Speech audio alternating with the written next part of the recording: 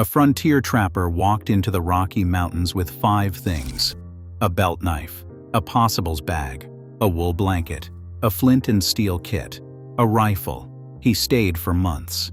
He came out alive. Before we start, answer this in the comments. What is the one piece of gear you refuse to go into the backcountry without? Hold that answer. Number 10. Moccasins instead of hiking boots. Your boots weigh 3 pounds and killed the most important sense you have in the wilderness. Ground feel. Brain-tanned moccasins weighed ounces. A trapper felt every root, every loose rock, every terrain shift through the soul. In mountain passes where a stumble meant a broken leg and a broken leg meant death, that ground feel was everything. But here's the part nobody talks about. Moccasins were silent. A man in moccasins moved through dry October leaves without a sound. A man in Vibram soles sounds like a horse on gravel. For a trapper who hunted elk by stalking to 30 yards and slept in country where Blackfeet war parties traveled at night, silence was survival.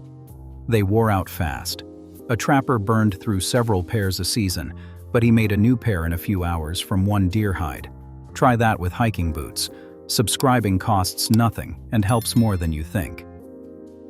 Number 9. Cast iron instead of non-stick. The one frontier trick nobody abandoned. A cast iron. Dutch oven is non-stick without chemicals, retains heat for hours, and is virtually indestructible. Frontier families baked biscuits in it by piling coals on the lid. Fried salt pork at dawn. Boiled beans at dusk. One pot, every meal, for decades. A cast iron skillet from 1855 is still cooking breakfast today. Your non-stick coating starts flaking after 3 years and ends up in the landfill. Number 8. The wool capote instead of a jacket. A capote is a hooded coat cut from a single Hudson's Bay Company wool blanket. Cost at a frontier trading post was $6. Wool insulates when wet, and down collapses flat when soaked. A capote could be drenched in a river crossing, wrung out, thrown back on, and keep a man alive through a freezing night. It dried by the fire in hours. And the capote wasn't just a jacket. It was his blanket, his ground cloth, his rain cover, his pillow, his trade currency when he was broke. One item, 5 functions, $6. Your jacket does one thing and costs 50 times that. Number 7. Punk wood instead of a lighter. Every other frontier channel tells you mountain men carried char cloth. Fabric heated in a sealed tin until it turns to carbon, catches a spark, holds an ember. True, but fabric was expensive. A trapper wasn't wasting cotton on fire starting. George Frederick Ruxton, writing in the 1840s, described their pouches containing sundry pieces of punk or tinder.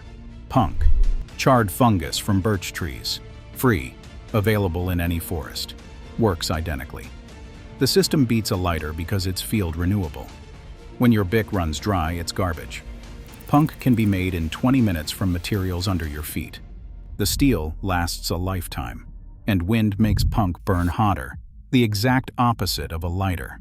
That matters on the worst night of your life. Number 6. The possibles bag instead of a survival kit. A leather satchel containing everything a frontiersman might possibly need. Flint and steel. Punk in a tin. Extra lead balls. An awl. Sinew. Bear grease. Spare flints. Every item earned its place because the man carrying it had once needed it and didn't have it. Modern survival kits are packed by marketers. Possibles bags were packed by men who'd almost died. Your kit has a signal mirror and a whistle. His bag had an AWL and sinew. A man who could sew could repair his moccasins, patch his capote, fix his saddle, and stitch a wound. 4 problems. 2 items. Less weight than your whistle. Halfway through. A like tells the algorithm this matters. Number 5. Rendered animal fat instead of 11 products. One butchered elk yielded tallow that served as waterproofing, windburn protection, insect repellent, cooking fat, lamp fuel, wound treatment, soap base, firearm lubricant, rust prevention, leather conditioner, and emergency food at 3,500 calories per pound. 11 functions. 1 substance. A trapper in the Wind River Range in January would rub tallow into his cracked hands until the skin sealed, grease his moccasins until they shed snowmelt, oil his rifle lock until the action moved smooth in the cold, and eat a lump of it straight when the meat ran low. Same pouch, same fat. 4 problems solved before breakfast. A 2024 study from New Mexico State University and Rice University, published in PLOS One, confirmed that oxidized animal fat repels mosquitoes. Centuries of indigenous practice validated by a peer-reviewed journal last year. Number 4. Pemmican instead of energy bars. Your energy bar delivers 250 calories and lasts a year.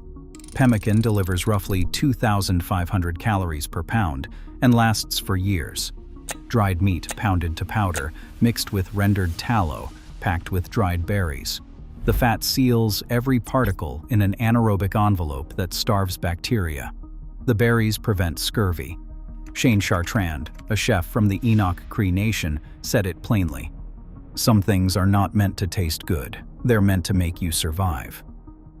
The Hudson's Bay Company and the Northwest Company valued pemmican so highly that a supply dispute triggered the Pemmican War. The Battle of Seven Oaks in 1816 killed 21 men over food.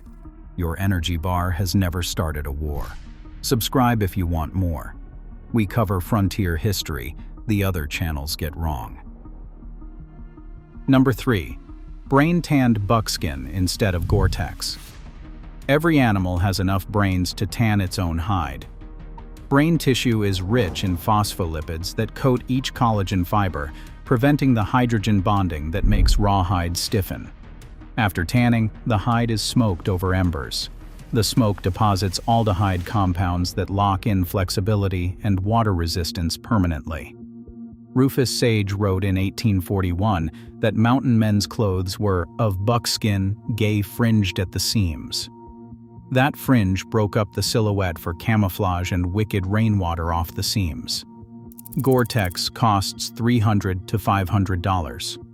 It rustles loud enough to spook deer. It soaks you from the inside through condensation during exertion, and when the membrane tears in the field, it's done. A $300 rain poncho with a hole in it. Buckskin breathes, stays silent, and can be repaired anywhere with an awl and sinew. Material cost for a frontier family, 0. They ate the deer. Number 2. The long fire instead of a sleeping pad and bag. 2 green logs laid parallel on the ground, 18 inches apart. Fire burning between them for the full length of the body. Lean-to angled behind the sleeper to reflect heat down. Pine boughs underneath for ground insulation. No pad, no bag, no tent. Jim Bridger couldn't read a word, but he could build a long fire in a blizzard that kept him alive at 40 degrees below while his horse froze to death 10 feet away. That's not a metaphor. Horses died in Rocky Mountain winters. The men who built long fires didn't. You can't sell a long fire. That's why nobody teaches it. Number 1. Clothing as shelter. A frontier trapper's clothing was his shelter. Buckskin was his waterproof base layer. His wool capote was his jacket, blanket, ground cloth, and pillow. Fur hat for his head. Moccasins for his feet. Leggings for rain and brush. Modern outdoor culture separates clothing from shelter into 4 purchases: a jacket, a tent, a sleeping bag, a pad, 4 price tags, 4 failure points. A frontier trapper wore his shelter. When he stopped for the night, he didn't unpack. He laid down. His capote became his blanket. His body heat stayed inside the same wool that kept him warm all day. The total system weighed less than your sleeping bag alone. and every piece could be repaired with an awl-and-sinew anywhere between the Missouri River and the Pacific. The frontier eliminated the distinction between what you wear and what you sleep in because it couldn't afford separate products. That solution is still the lightest, most redundant survival system ever devised. Share this with someone who carries too much. Subscribe if you haven't. We post every day.